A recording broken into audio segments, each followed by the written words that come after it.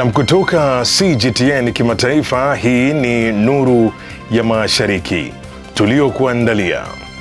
Mgogoro wa Hormuz wafikia hatua muhimu huko China ikisisitiza mazungumzo ya amani. Zaidi ya wanunuzi 70,000 kutoka nje ya nchi wamehudhuria siku ya ufunguzi wa maonyesho ya Canton. Na roboti za kibinadamu kushiriki nusu marathon mjini Beijing, China. Kwa hayo na mengine mengi, karibu kwenye Nuru ya Mashariki. Jina langu ni Jacob Mogoa.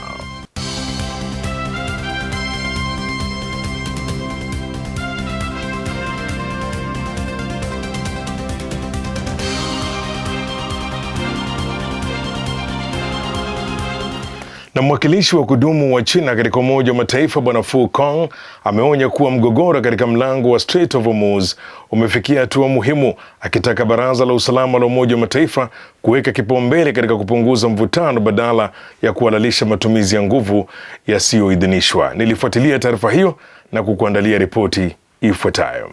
Mlango huo muhimu hupitisha karibu 20% ya mafuta yote duniani, hivyo mvutano wowote huathiri moja kwa moja uchumi wa dunia. Hali ilizidi kuwa mbaya mwishoni mwa Februari baada ya Israeli na Marekani kufanya mashambulizi ya pamoja dhidi ya Tehran na maeneo mengine ya Iran.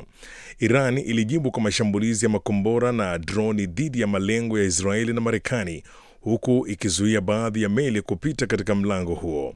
Hatua hiyo imeongeza bei ya nishati duniani na kuongeza presha ya mfumuko wa bei. Katika kikao cha Baraza Kuu la Umoja wa Mataifa, Fu Kong alieleza kuwa ingawa wanaelewa wasiwasi wa nchi za Ghuba, hatua yoyote lazima ilenge kupunguza mvutano, si kuchochea vita zaidi. Aidha, China ilikosoa ongezeko la uwepo wa kijeshi wa Marekani na hatua za kuzuia usafiri wa majini, ikizitaja kuwa hatari. Wakati huo ilitaka Iran kurejesha haraka uhuru wa usafiri katika mlango huo. China imeunga mkono juhudi za kusitisha mapigano na kusisitiza kuwa suluhisho la kudumu linahitaji mazungumzo ya kisiasa na kidiplomasia. Hali ya sasa imefikia hatua muhimu sana kati ya vita na amani. Fursa ya kufikia amani inaanza kujitokeza. Kipaumbele kikubwa kwa sasa ni kufanya kila juhudi kuzuia kurejea kwa mapigano, pamoja na kulinda makubaliano ya kusitisha vita ambayo yamepatikana kwa shida na kuendeleza kasi ya mazungumzo. Hatua hii inaendana na maslahi ya msingi ya watu eneo husika na pia ndiyo matarajio ya pamoja ya jumuiya ya kimataifa. Maonyesho ya biashara ya Canton yanaendelea kuonyesha nafasi ya China kama kitovu cha biashara ya kimataifa na ubunifu wa kiteknolojia. Zaidi ya wanunuzi 70,000 kutoka nje ya nchi wamehudhuria siku ya ufunguzi, wakivutiwa na idadi kubwa ya bidhaa na teknolojia za kisasa zinazoonyeshwa. Toleo la hivi karibuni la maonyesho haya ya kibiashara yanayofanyika mara 2 kwa mwaka limevutia idadi ya rekodi ya zaidi ya makampuni 32,000 yanayoshiriki, ikiwa ni pamoja na karibu 4,000 yanayoshiriki kwa mara ya kwanza, pamoja na zaidi ya maonyesho milioni 4.65 yaliyowasilishwa.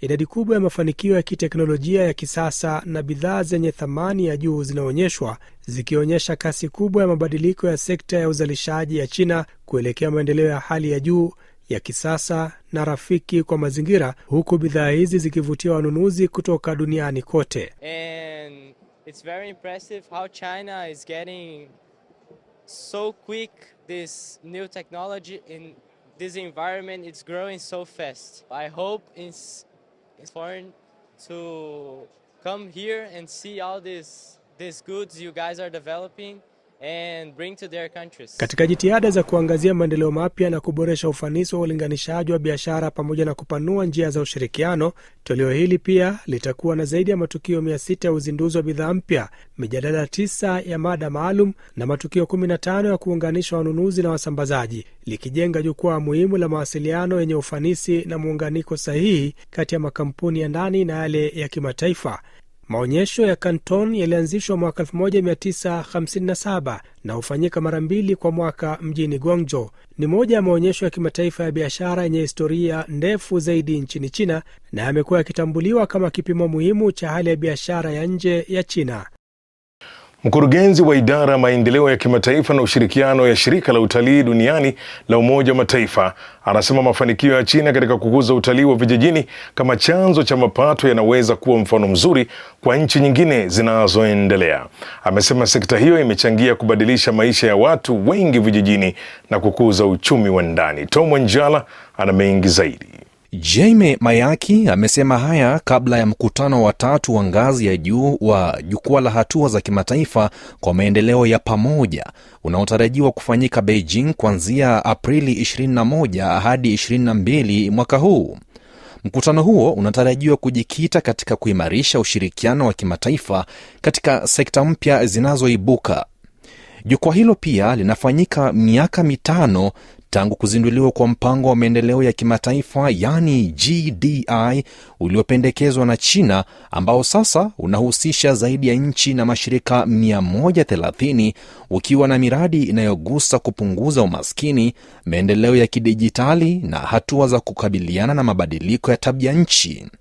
Mayaki alisifu umuhimu wa GDI kama mfumo muhimu unaolenga maendeleo yanayomweka mwananchi katikati, akisema kwamba unaendana na nafasi ya utalii katika kukuza uchumi na ustawi wa watu. What the Global Development Initiative is doing is clearly in line with what tourism brings to the development of countries' economies, but also to the well-being of people. It puts development as a priority. Also puts an emphasis on a people-centered approach and also a result action approach. And I think tourism fits quite well. Akibainisha kuwa zaidi ya wasafiri bilioni 1.5 walirekodiwa duniani mwaka uliopita, Mayaki alisisitiza nguvu na ushawishi wa sekta ya utalii kimataifa, hasa jinsi inavyohusiana na sekta muhimu kama miundombinu, usafiri na ulinzi wa mazingira.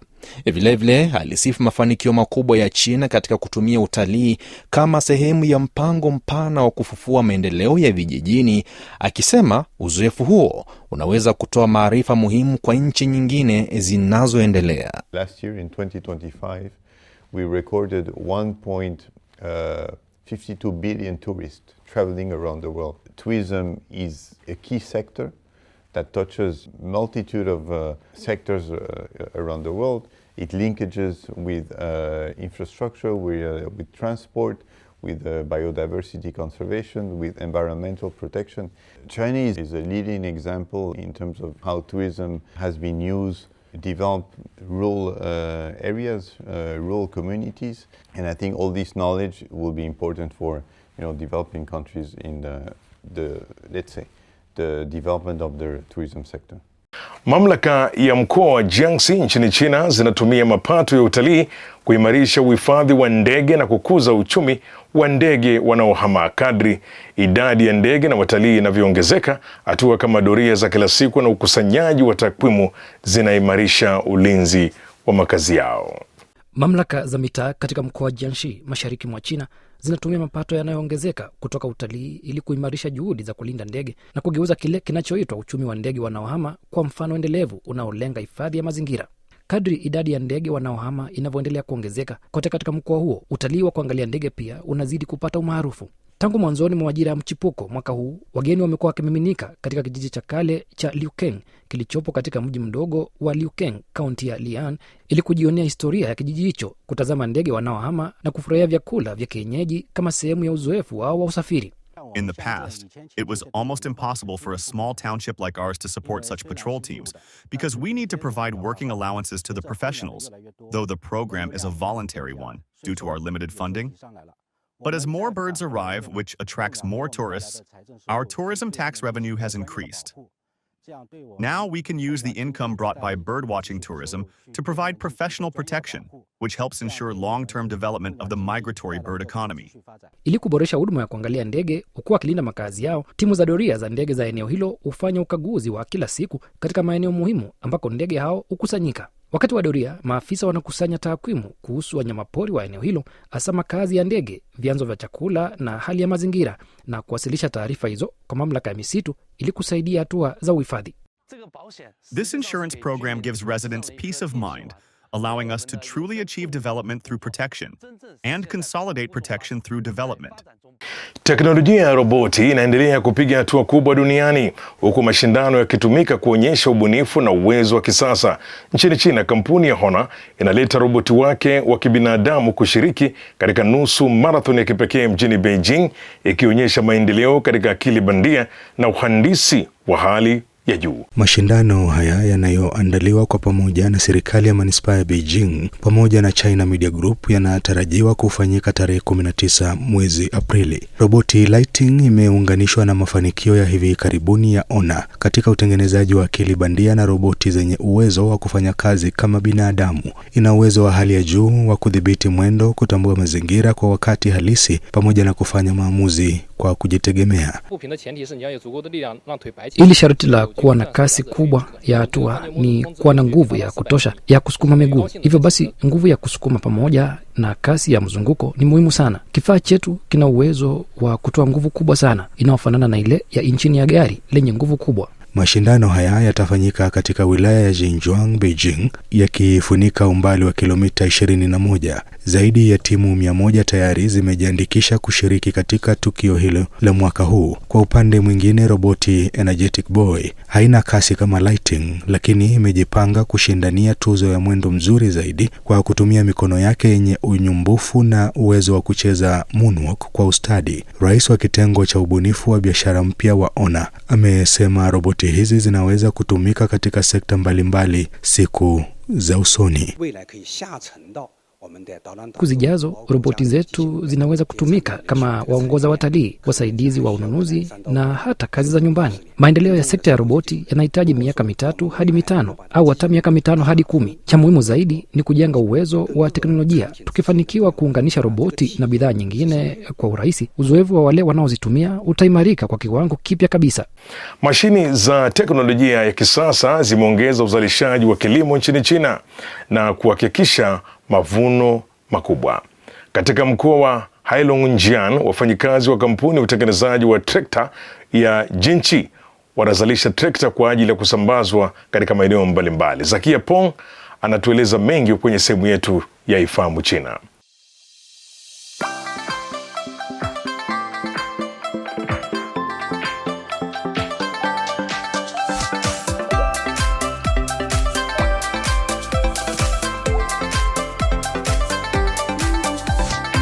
Ujambo na karibu katika kipindi cha Ifahamu China. Mimi ni Zakia Pong. Matumizi ya sayansi na teknolojia yanayohusisha vifaa vya anga ya juu na mbinu za kuhifadhi nishati vimesaidia kuboresha miundombinu ya michezo ya majira ya baridi na hivyo kuhimiza ukuaji wa uchumi wa barafu na theluji nchini China. Katika wilaya ya Xuanhua ya Zhangjiakou, mji mshiriki wa michezo ya majira ya baridi ya Beijing mwaka 2022 uliopo mkoani Hebei, kaskazini mwa China, bustani ya vituo vya michezo ya barafu na theluji inatengeneza mashine za kutengeneza theluji zenye karibu nusu ya maeneo ya michezo ya kuteleza nchini China, ikiwa ni pamoja na toleo la mfumo wa kiotomatiki kabisa wenye matumizi ya chini ya nishati. Kampuni ya Lidekis Zhangjiakou ya kutengeneza vifaa vya michezo ya theluji na barafu imeunda aina maalum ya ubao mwepesi sana wa kuteleza.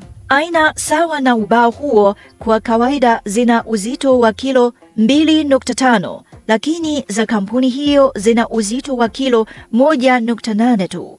Katika mji wa Harbin, mkoani Heilongjiang, kiwanda kina tawi lenye uwezo kamili wa kutengeneza miwani mpya ya mchezo wa kuteleza yenye uwezo wa kubadilika rangi yenyewe. Kwa mujibu wa meneja mkuu wa kampuni ya Harbin Fanchi, Bwana Lina, kama ilivyo mboni ya jicho la binadamu, lensi za miwani ya mchezo wa kuteleza zinaweza kuendana na mabadiliko ya mazingira ndani ya sehemu ya pili na kurekebisha kiwango cha mwangaza.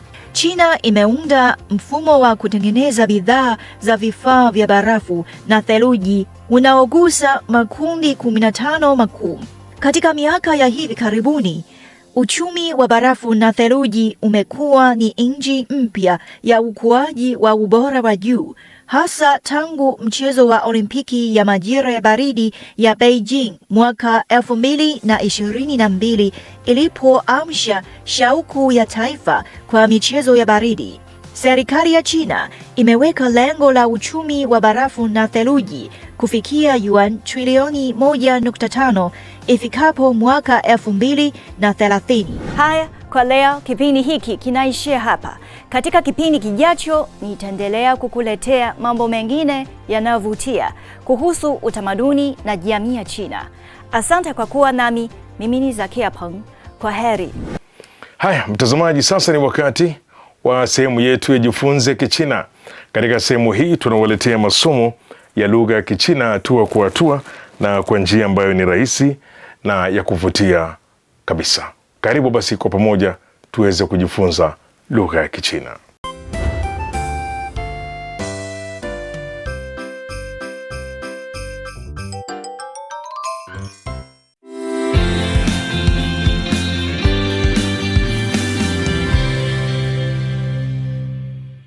第4课，我家有4口人。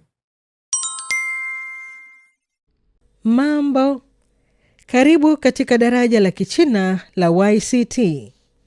Somo la YCT ni mfumo wa mafunzo ya lugha ya Kichina unaoongoza watoto kujifunza Kichina kwa ufanisi na kuinua kiwango chao cha uelewa wa lugha ya Kichina kwa pande zote. Kwanza, tuanze kwa kuchangamsha akili zetu. Keki ya msamiati. Dubu mdogo anataka kupika keki ya safu 6 ya siku ya kuzaliwa ya rafiki yake. Lakini keki ni ngumu sana kupika. Tafadhali msaidie. Unaposoma msamiati kwa usahihi, safu 1 itaongezwa. Tafadhali soma. 家有好几个和没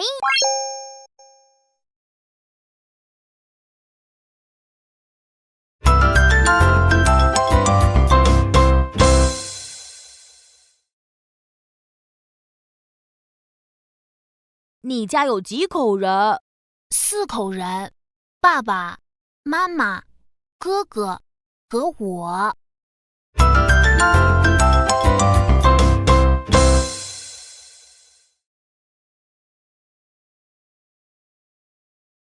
你家有几口人？4口人，爸爸妈妈哥哥和我。 他家有几口人？4口人，爸爸妈妈哥哥和他。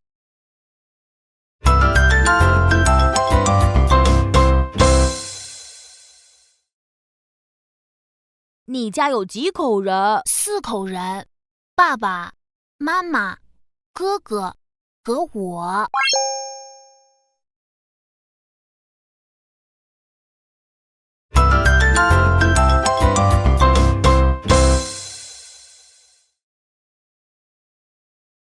你有姐姐吗？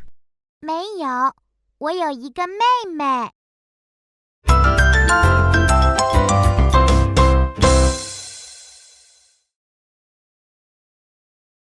你有姐姐吗？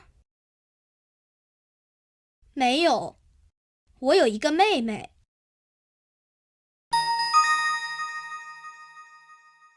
他有姐姐吗？没有，他有一个妹妹。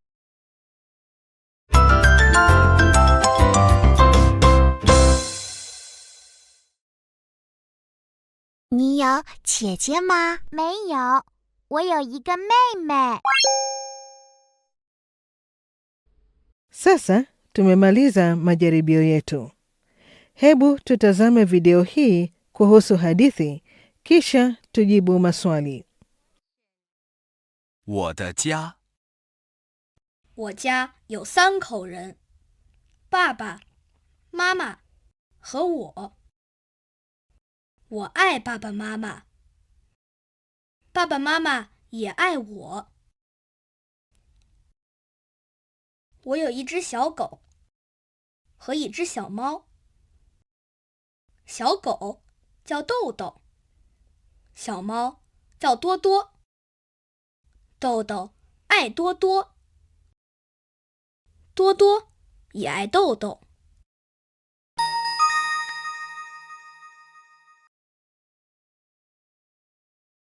我的家，我家有3口人，爸爸、妈妈和我。他家有几口人？他家有3口人，爸爸妈妈和他。我爱爸爸妈妈，爸爸妈妈也爱我。他爱谁？他爱爸爸妈妈。我有一只小狗和一只小猫，小狗叫豆豆，小猫叫多多。他有什么？他有一只小狗和一只小猫。小狗叫什么名字？小狗叫豆豆。小猫叫什么名字？小猫叫多多。豆豆爱多多，多多也爱豆豆。谁爱多多？豆豆爱多多。Familia yangu.